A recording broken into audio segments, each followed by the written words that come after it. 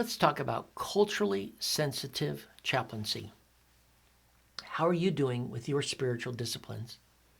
In the book entitled Emotionally Healthy Spirituality by Peter Scazzero, he suggests that it is imperative we develop a daily time, place, and plan to grow into a deeper relationship with God. An effective chaplain stays connected with God by practicing his presence moment by moment. This will bring you peace during your storm and allow you to bring peace to others during theirs.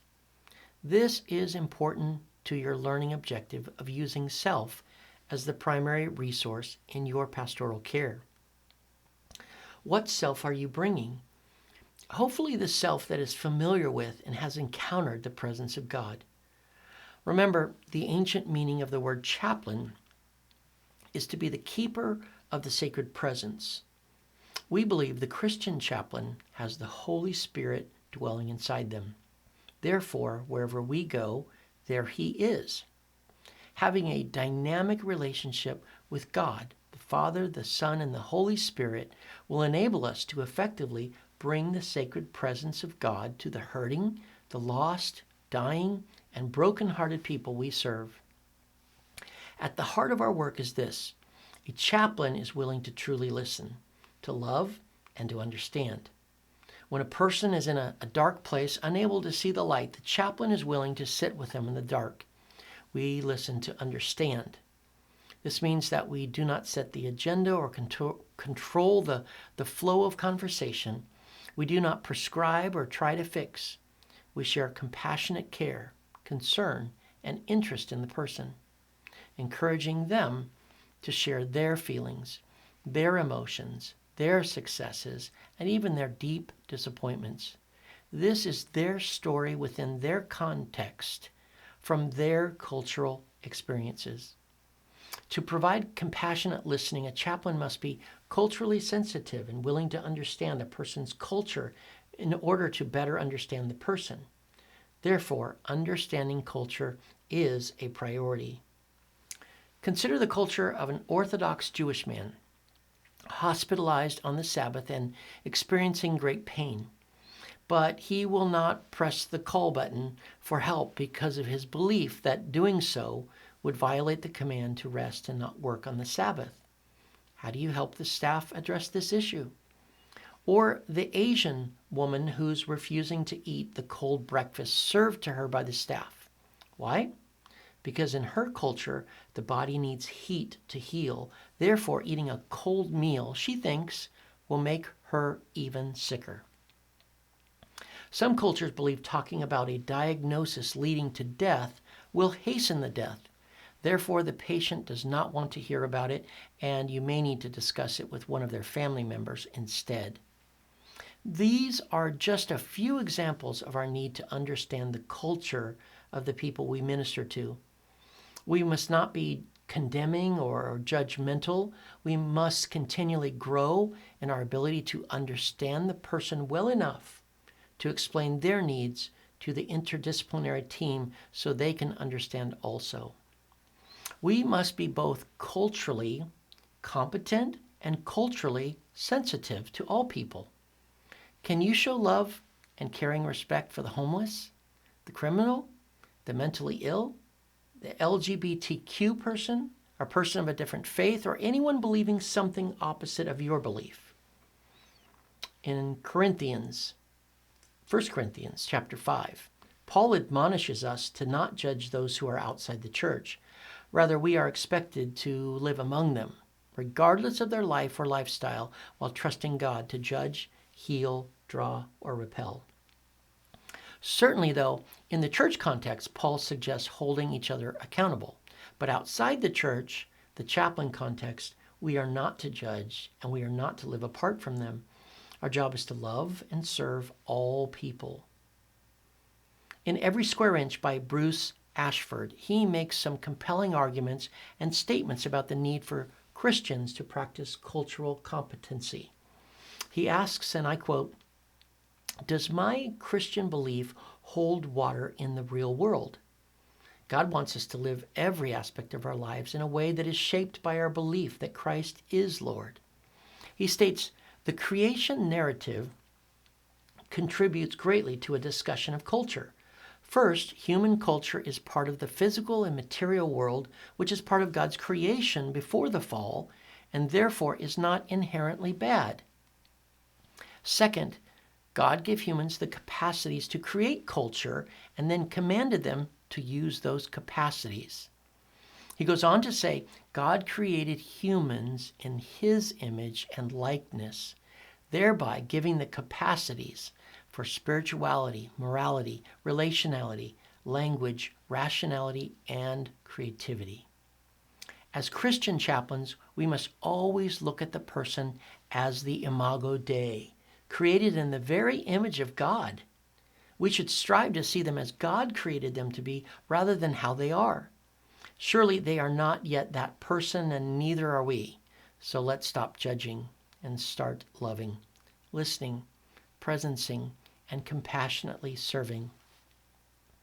This is what may earn you the right to share while trusting only in God for drawing the person near to himself. People are quite used to feeling judged and hated. This is what makes the Christian chaplain different from the typical finger-wagging and judgmental Christian who condemns someone to hell before even a relationship can be started.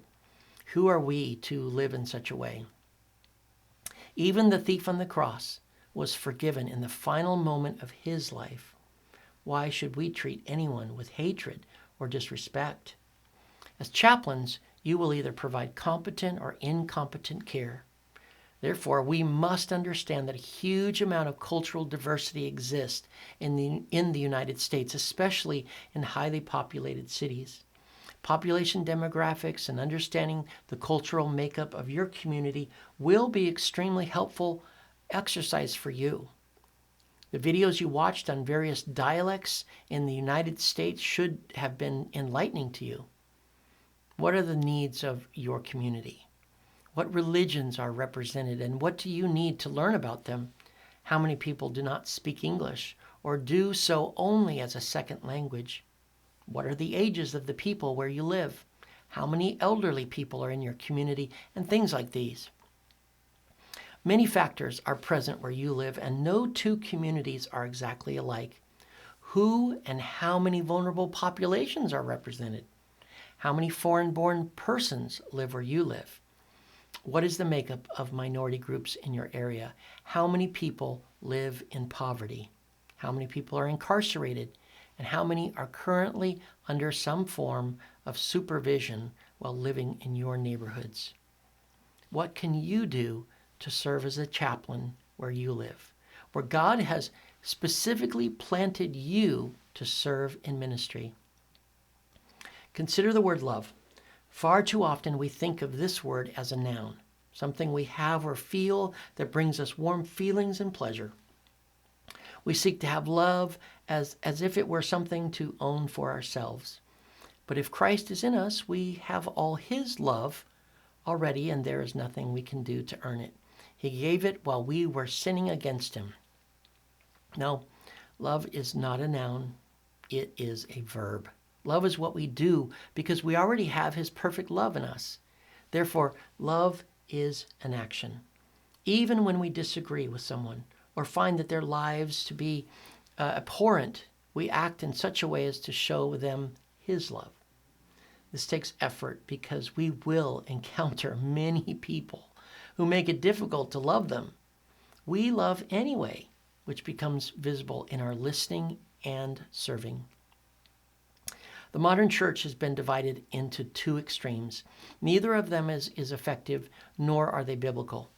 In one camp is the overly liberal, politically correct, social gospel whose focus is not on sharing the truth of Jesus, but rather on accepting life apart from God as normative.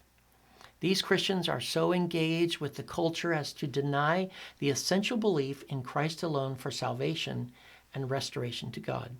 Whole passages of Scripture are ignored or thrown out entirely. To this group, all people will be saved. None will be separated from God for eternity. Perhaps the bumper sticker that says coexist is a good representation of this camp. They are likely to conform to the image of the world rather than participate in spiritual transformation as described in the Bible. Now, the second camp maintains a castle mentality. It is us versus them. We are safe together in the church with the drawbridge up, engaged in doing life only with those who profess the same beliefs as our own. This group isolates itself from the world to do exactly what Paul said not to do. Consider the command of Christ in Luke 10, verse 7. When you offer a relationship to someone and they accept it, then stay there, eating and drinking whatever they give you. The implication is that we are willing to engage with people in their culture without some form of fear or getting cooties or something. And consider the dream of Peter in Acts chapter 10. He was directed by God to go to unfamiliar people and be with them in their context and in their culture. Eat what they eat, even food that Peter had been taught was unclean. The Christian chaplain lives with the tension between these two extremes, like a rubber band being stretched. We too should be stretched. If we do not stretch at all, we will not grow. If we stretch too far, we will break. Find the middle ground and serve your people with His love, hoping to draw them to Christ. What a paradigm-shifting thought we chaplains must entertain. We must be willing to engage in genuine friendships, be truly present, and listen to understand the other person from within their context and culture without judging and trying to fix them. You cannot fix them. Only God can fix them. You serve and love and continue to serve and love. You must trust that as you share love that comes from God's heart, those you share with may be healed and be made whole. May the present reality of Christ's love be demonstrated through you and your chaplain ministry today.